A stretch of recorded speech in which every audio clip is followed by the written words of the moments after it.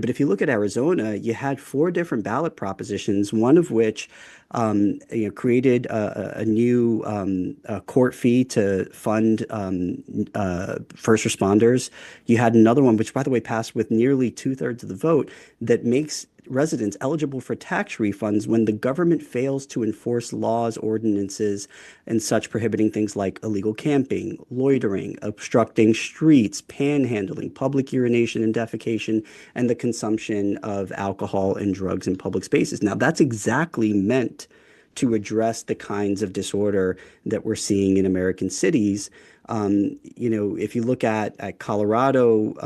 you had Prop 128, which was a truth in sentencing regime passing overwhelmingly in a very blue state, which means that people who are convicted of crimes have to serve a minimum of 85% of their sentence, depending on the crime they were convicted of, before they become eligible for release. You have another ballot initiative which appropriated nearly $400 million